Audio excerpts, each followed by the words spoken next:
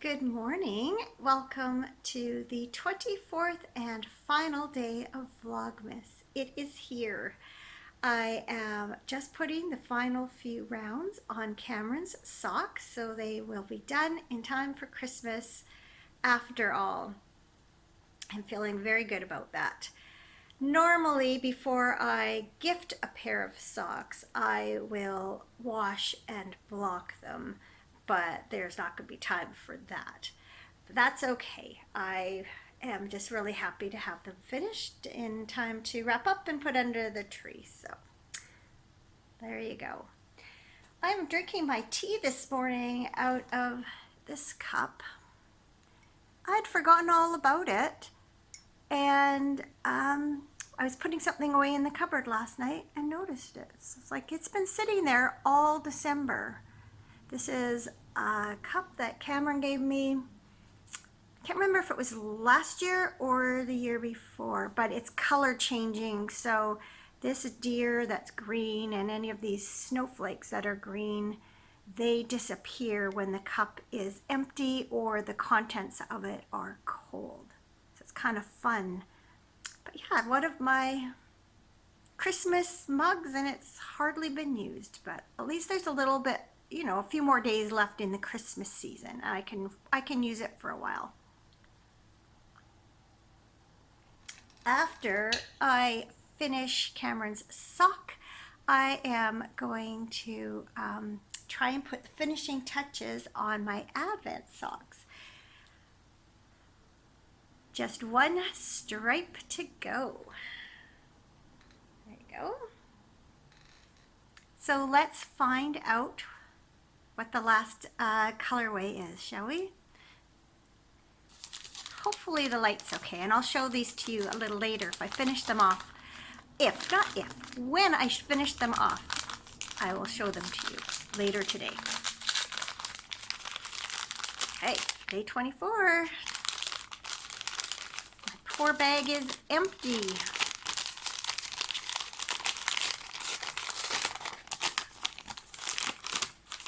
There we go. Crinkle, crinkle, crinkle for the last time.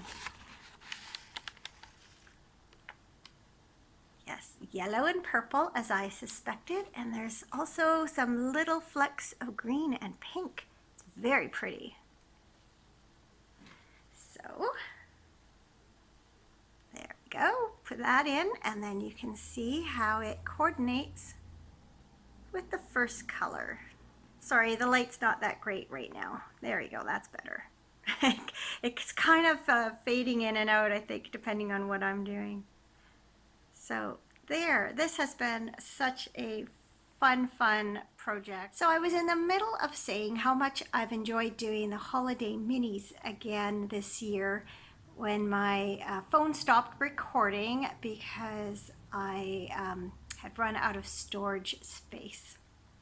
So I've deleted a few old files, and hopefully this works now. Yeah, it has been so much fun, not only opening up the mystery packages every day, but also knitting them into these socks, and then working on my cowl, which I will also show you in a little while. So I am going to finish my cup of tea, finish Cameron's socks, and then wind up my mini. I can't spend too much time doing all of that today though, because I do have some big plans. I have some butter softening to make some shortbread cookies, and I have some marshmallows and Rice Krispies to do Rice Krispie squares. If I have time, I'm also going to do up some butter tarts. So once again this year, or once again as we did at Thanksgiving, I'm going to cook a turkey and give sort of fixings for Christmas dinner to our two boys and our daughter-in-law to be. I don't worry about my daughter's family. There's lots of them together, and they're cooking their own turkey. but I did want to provide dinner, Christmas dinner for the others. So I just was kind of thinking about what I might do for dessert. And I thought rather than make some kind of pie or cake or something, I figured Christmas baking is a safe bet. And then if they don't eat it that night, then they have it for the rest of the holidays. So those are the plans for the day. So I will check in with you later. And one sock is finished. Time to get dressed and get on with the day. First step done, I mixed up a double batch of the shortbread recipe that my mom always uses. I've divided it into 4 and kind of patted it out ready to roll. So I'm just going to put that in the fridge and let it cool for a little while before I roll and cut out the cookies.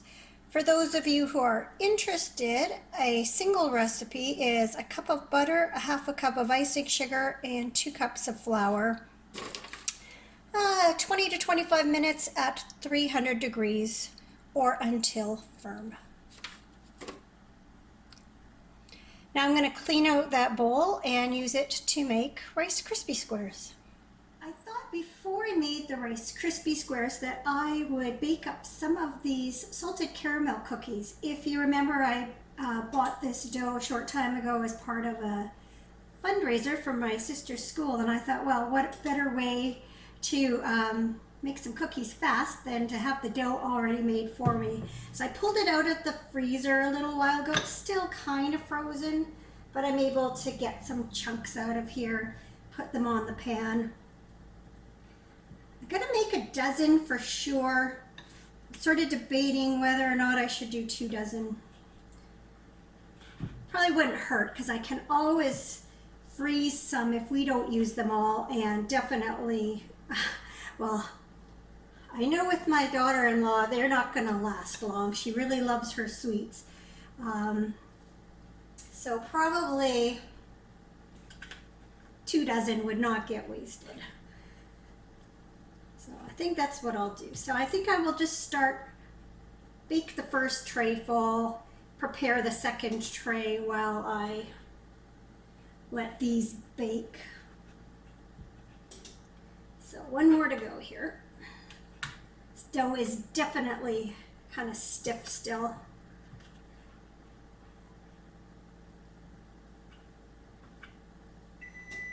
Well, there's my oven ready, so that's good timing because I'm just about finished the last cookie here.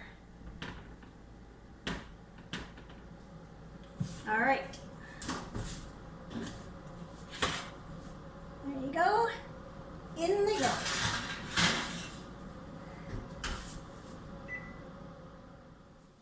Rice Krispie squares are something I make almost every year. Most years we attend a family celebration on Christmas Eve with my mom's side of the family, and I usually take my meatballs and Rice Krispie squares. Now I do not get fancy and make them into treats like this. I just cut them into squares. But I always do try and find the holiday Rice Krispies with the red and green crisps. And I've got my butter melted, marshmallows ready to go. And the first batch of cookies just came out of the oven, and I've slid the other ones in. So while those are starting to bake, I'm going to melt my marshmallows. All right, my marshmallows are melted. I'm just stirring in a little bit of vanilla. And then it's going to be time to put in the marshmallows, and that's when you have to work really fast. Can't do that one-handed, so I'll show you what it looks like when it's all done. All right, so I have the Rice Krispies stirred into the marshmallow mixture, and now I'm going to press them into the pan. My grandma gave me a great tip years ago. Rather than put them in a cake pan and then transfer them later to a storage container, just press them directly into your storage container. Make sure you grease it first. And then you can just cut them and store them in the same container. Saves yourself a step and some dishes. There you go. One of the easiest things you'll ever make. And there's a second batch of cookies ready to come out of the oven. So the second tray of cookies has come out of the oven, and unfortunately, or not so unfortunately, as I was transferring the cookies from the cookie sheet to the cooling rack, one of them fell apart. So I'm just gonna have to eat it. What a shame. Now that the cookies and the Rice Krispie squares are done, while the shortbread dough continues to chill, I am going to go wrap up Cameron's socks, and then I'm going to go do one of my absolute least favorite jobs in the whole world, and that is clean the bathrooms. Don't worry, I am not going to take you along for the ride. Before I wrapped up Cameron's socks, I thought I would give you a closer look at the finished pair. So I just gave them a bit of a steam and then put them on sock blockers, both to give them maybe a little bit nicer shape for wrapping up, and also to make them look a little better for photos. I'm going to take some pictures for my project page on Ravelry while they are freshly done, and I am motivated and the light is good. So yeah, there you have it.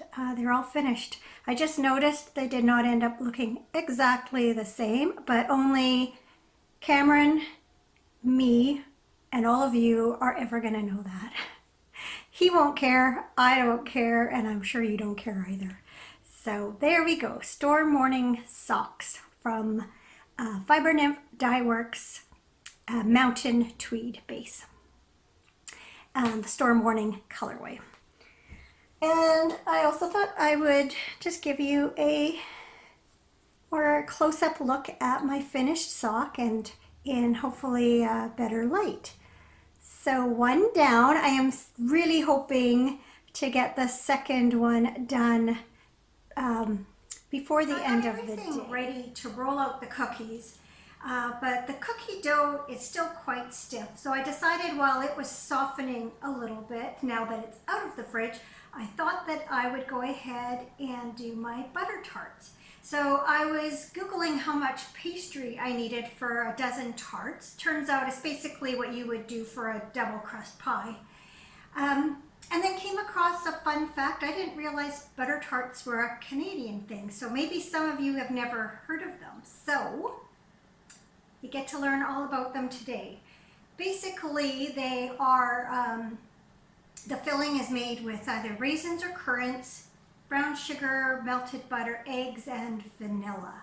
So I've gone ahead and rolled out some dough. I was trying to do it with the camera on, but that just jiggled the camera way too much. So, and then I had to figure out what to use to measure how big around my circles needed to be to fill my cupcake pans. For tarts, I grabbed a glass that I thought I used to always use, but it was too small. I grabbed a little bowl, it was too big, so I've come up with this little ice cream dish, and that seems to be about the right size. So I am going to just use a knife and cut around this thing, and then I will fill my tart pans, or cupcake pans, with tart shells.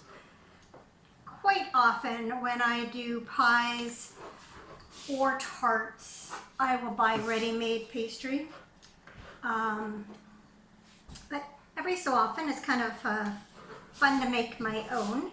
I always channel my grandma when I make pastry. She was very well known for her pies. So I always think of her when I bake a pie, especially when I'm rolling out my own dough. And I even have one of her glass pie pans that she had. So, yeah, just a good time to think of her, especially because she used to always host the Christmas Eve celebrations, she and my grandpa. They lived just a few blocks from where I grew up. And that was sort of the beginning of Christmas for us. We would usually go to church at 7 o'clock or 7 o'clock, I think, on Christmas Eve. And then we would afterwards go down to my grandma's house and I have tons and tons of relatives on that side of the family, so it was a bustling place. And originally they lived in the house where my mom grew up, and then they moved to a much smaller house, and it's amazing the amount of people they packed into that little place. And then when my grandma got too old to be able to do it on her own, well, I guess she moved. That's what happened. She moved into like a senior's home. So then my aunt took over hosting it on her behalf. And she kept that up for a lot of years once my grandma passed away. And since then, the last few years has been at a different aunt's place. She lives in a condo, and they have like a multi-purpose room with a kitchen that you can gather in, so that we rent that and gather as a family there. So yeah, it's the first, well, I don't think we went last year, but we don't go every single year, but certainly Christmas Eve always signaled the beginning of Christmas for me. So I've got, I'm actually going to roll out, the first few tart shells I did are quite thick, so I'm going to redo those and fill the rest, or do the rest. So I'll be back, because like I say, this is gonna shake the camera way too much. It turns out that a double crust recipe is pretty generous for 12 tarts, at least the way I like to have my pastry. I don't like it really thick. I ended up getting 1.5 dozen tart shells out of that recipe, plus I probably could have done 12 if I'd used the last bits, but by then, you know, when you start rolling pie crust too many times, it gets tough. So instead I turned the rest into what my mom used to always do with her leftover pastry, and that is just roll it out, prick it with a fork, and sprinkle it with cinnamon and sugar, bake it up till it's lightly browned. So I'm going to put this in the oven right now and let those cook while I mix up the filling for the butter tarts. So I have beaten together eggs, brown sugar, a bit of salt, and some vanilla. And now I'm going to fold in raisins and melted butter. So I'll see if I can do that one-handed. There's some raisins. Oh, raisins down. It's not so easy doing this on your own. All right, so I'm going to fold those in.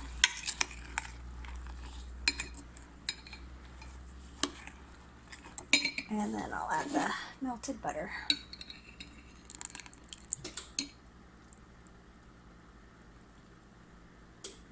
And then I'm going to spoon that into the tart pans and bake them. Simple as that. And here's what they look like before they're baked. Should add, some people put walnuts instead of raisins. So currants, raisins, walnuts, whatever you like. And there are the cinnamon sugar pastries made from leftovers. So while the butter tarts are baking, I've rolled out the first thing of my cookie dough, and I'm going to just cut out some shapes. So this is my mom's classic shortbread cookie cutter. She always did holly leaves, and then she would take a little bit of green and red candied cherry and put it at one end for the holly. So I also have a star, a bell, and a little flower. And I think these are my mom's old cookie cutters too. I remember these from growing up. I just didn't remember that I had them. So that's kind of cool. So I am just going to lay out the cookies as I go on this parchment paper.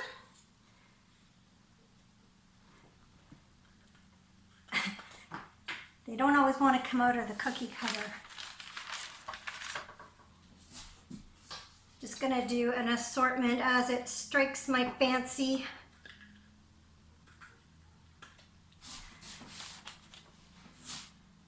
The dough's kind of cracked in the middle, so I've kind of working around those cracks. I know that as you roll it additional times, it will soften up. A minute. I'm cutting these fairly thick. Seem to remember shortbread should be fairly thick. I have not baked Christmas cookies in a very long time. I used to do it every year, and I used to do up boxes for like the kids' teachers and some friends and family. But I got out of the habit, and my mom and my younger sister have always given us cookie boxes for, this one's really stubborn. They've always given us cookie boxes for Christmas. So I just don't bother anymore because we get all we need and then some from them. But this year, I guess, my mom actually, when my sister surprised her by heading up to her place, oh, there's the butter tarts. When she surprised her by taking up her Christmas presents, one of the first things she said is, "I wish I'd known you were coming. I would have baked for everybody." But we don't really need that much baking as it is. And I'm gonna go check on those butter tarts. So there you can see all the butter tarts there in the background. This is what they look like when they come out of the oven. This one, the pastry was pretty airy. This one got overfilled. It's kind of messy. Poor baker, she has to eat the misfits. So there's the first batch out of the oven. Some of them got a little bit too brown, particularly one from one tray. I'm just going to have to watch the next batch a little bit more carefully, but I doubt those ones will go to waste. This is the last time you'll see me in front of the Christmas tree this Vlogmas. It is just after 4 o'clock. Cameron has just come home and gone out again. He is off delivering Christmas gifts to our older son and his fiancée. I've just got the last of the cookies to finish up. Then I'm going to clean up and then clean up myself and put on something nice, because there's no reason why we can't dress up a little, even if we are not going anywhere for Christmas this year. We are doing appy night tonight instead of tomorrow night because, of course, then it's Christmas. So we have a nice bottle of wine chilling in the fridge. And we may end up doing video chat with our 2 sons and future daughter-in-law tonight instead of tomorrow morning. We are going to have Zoom chats with our daughter's family tomorrow morning, and then my family in the afternoon, and then Cameron's family on Boxing Day. I better go check those cookies in a sec, but first I wanted to say thank you so much for keeping me company during these few weeks leading up to Christmas this year. I so appreciate all of your enthusiasm and comments and support through the ups and downs of this month. I hope all of you have a happy holiday, whichever holiday you celebrate at this time of year. And I wish you all the very, very best for 2021. See you again soon.